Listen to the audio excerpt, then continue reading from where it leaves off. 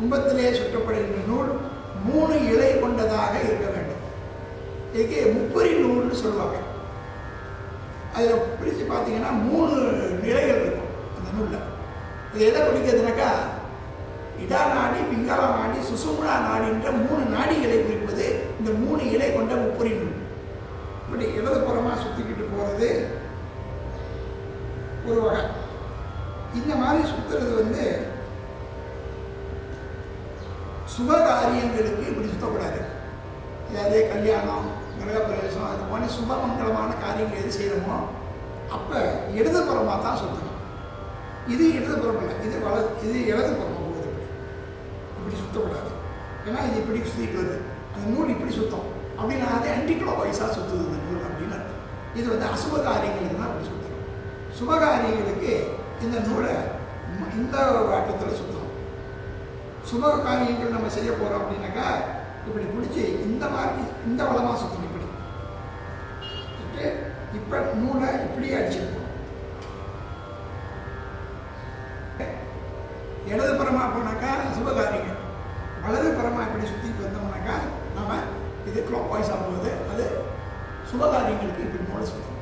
இப்படி நூல்களை எப்படி அழுக்காக சுற்றி முடித்த பிறகு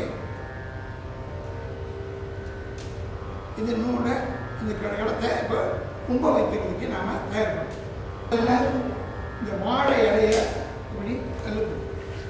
இந்த வாழை இலையை வைக்கும்போது அந்த வாழை இலை கும்பம் இப்படி பார்த்து வைக்க போகிறோம். நம்ம கிழக்கு பார்த்து அப்படிங்கும்போது கும்பத்தினுடைய இடது பாகமாக இந்த நுனி வரணும்.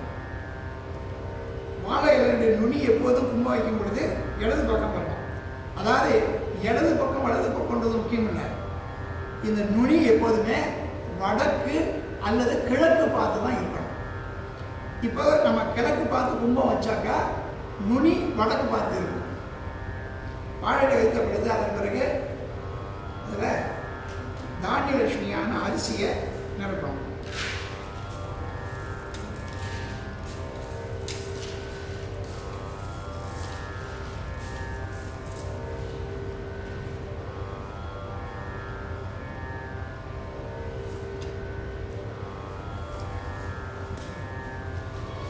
அதன் பிறகு கொஞ்சம் 2 தர்பையை எடுத்து தர்பப்புள்ளை எடுத்து 2 தர்பப்புள்ளை கொண்டு இதில் மத்தியில் ஒரு வட்டம் போடணும். அதன் பிறகு அந்த வட்டத்தை அப்படியே தாமரை எழுதலாம் ஆக்கணும். 8 இதழ்கள் கொண்ட தாமரை ஆக்கணும்.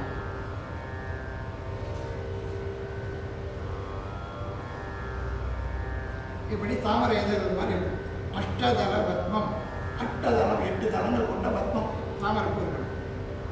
அதன் பிறகு இந்த தர்பையில் இருக்கிற நுனி பகுதி ஒரு நுனி கிழக்கு பார்த்துருக்கணும், ஒரு நுனி வடக்கு பார்த்துருக்கணும்.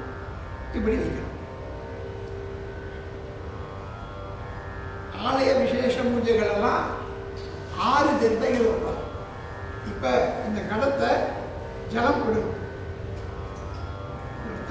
ஜலம் நிரப்பணும்.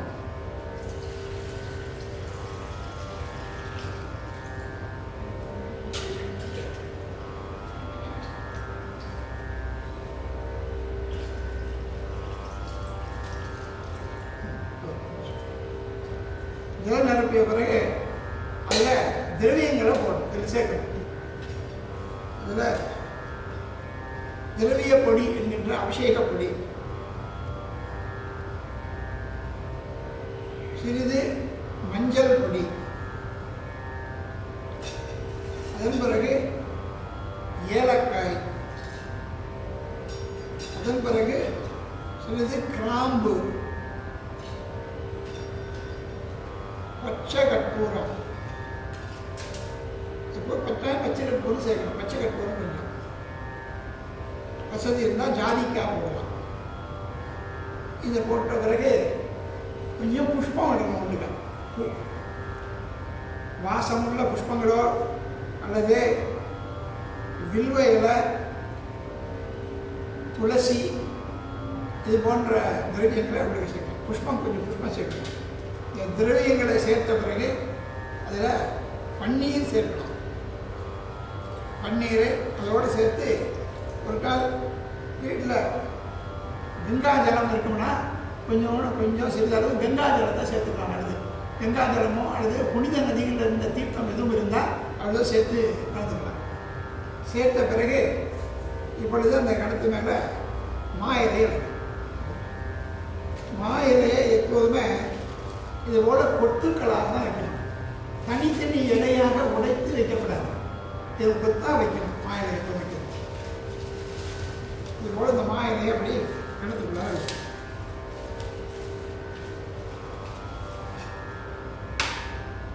வைத்த பிறகு இந்த கடத்தை எடுத்து அப்படி மேலே அதை வச்சுட்டு வைத்த பிறகு இப்பொழுது இந்த கடத்தை சுற்றிலும் சந்தனம் இடம்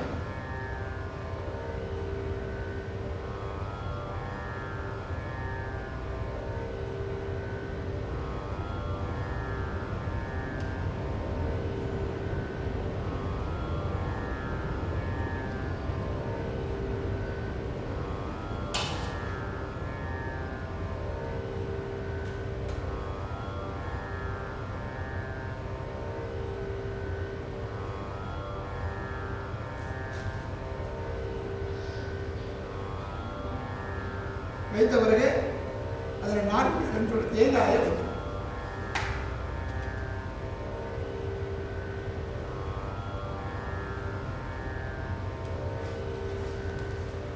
தேங்காயை நடுகிற இல்லை இப்படி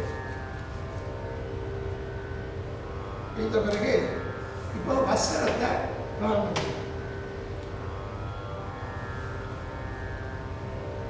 கும்ப வஸ்திரம் அப்படின்னு சொல்லக்கூடிய வஸ்திரங்களை அதில் சேர்க்கணும்.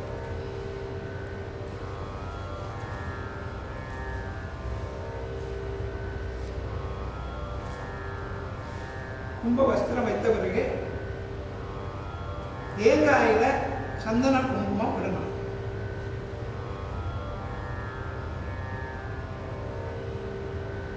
தேங்காயில் சந்தனம் விட்டு அதன் பிறகு குங்குமம் வைக்கணும். தேங்காயில்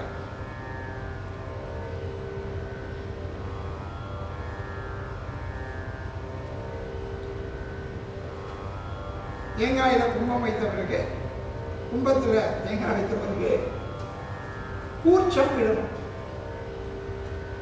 தர்ப்ப கூர்ச்சத்தை அடைக்கணும். தர்ப்ப கூர்ச்சம் சுபகாரியங்களுக்கு குறைந்தது 16 தர்ப்பைகளை கொண்டு செய்தார்கள். 16 தர்ப்பை கொண்டு செய்த உத்தமம் அப்படின்னு சொல்லுவோம். இதை 3 பாகமாக பிரித்து இப்படி விடணும்.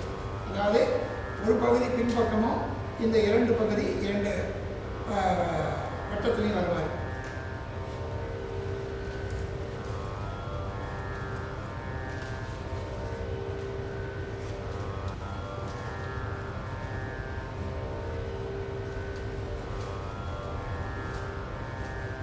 இந்த கூர்ச்சம் அப்படி பிறகு அதுக்கு மாலை எடுக்கணும்.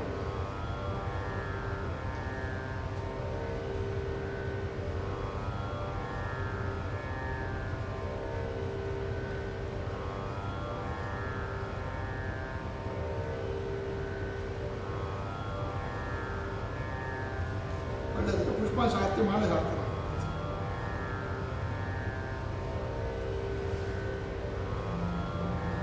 அதன் பிறகு அந்த கும்பத்தில் பூஜை பண்ணுறதுக்கு இத்தலை பாக்கு தாம்பூலம் நம்மளுடைய சௌகரியத்து போல அதை நிவேத்தியங்களை வச்சு இப்பொழுது அந்த கும்பத்தில் முதல்ல அந்த கும்பத்தை தத்துவார்த்தமாக பூஜை பண்ணோம்.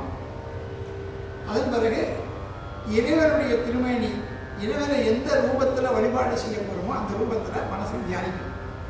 அதாவது இந்த ஸ்தாபிக்கப்பட்ட கும்பத்தில் இறைவன் எழுந்தருளி அனுக்கிரகம் பண்ணணும் அப்படின்னு சொல்லிட்டு பிரார்த்தனை பண்ணி மனசார புஷ்பத்தை கையில் வச்சு இறைவனை பிரார்த்தனை பண்ணி அந்த கும்பத்தில் சேர்க்கணும்.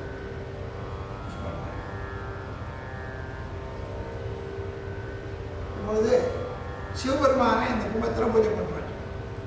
அப்போ ஓம் ஹாம் சிவாசனாய நமக, சிவமூர்த்தியே நமக, சிவாய நமக அப்படின்னு சொல்லிட்டு அவர் தியானிக்கணும்.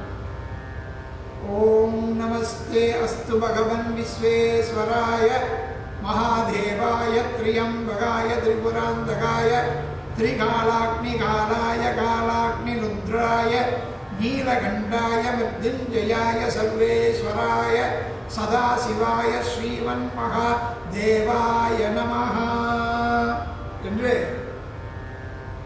சுவாமிக்குரிய தியான மந்திரத்தை சொல்லி இந்த கும்பத்தில் அஸ்மின் கும்பே இந்த கும்பத்தில் தியாயாமி ஆவாகயாமி நான் தியானித்தபடி நீ இங்கே ஆவாகனமாக வேண்டும் விரைவா அப்படின்னு பார்த்துருக்கோம். இப்போ சுவாமி அந்த கும்பத்தில் ஆவாகனமாகிறார். முருகன்னாக்கா அருணகிரியார் சொல்றார், செங்கேரெடுத்த சினவடிவேலும் திருமுகமும் பங்கே நிறைந்த நற்பன்னிரு தோளும் பதும மலர் கொங்கே தரளம் சொரியும் செங்கோடை குமரன் என எங்கே நினைப்பினும் அங்கே எங்குன் வந்தது நிற்பனே அப்படின்றார். எங்கே நினைக்கிறனோ அங்கே முருகன் வந்துடுவாருன்றாரு. அது மாதிரி அன்போடு நீ எங்கே நினைக்கிறியோ அங்கே வருவார் அப்படின்னு சொல்றாரு. அதுக்கு மந்திரம் ஒரு சாதனம் தான். ஆனால் ஆவாகனம் பண்ணுறதுக்கு மிக மிக முக்கியம் பக்தி தான். அந்த பக்தி இருந்தால் இறைவன் எதில் நீங்கள் ஆவாகனம் பண்ணாலும் இருந்து அருள் புரிவார்.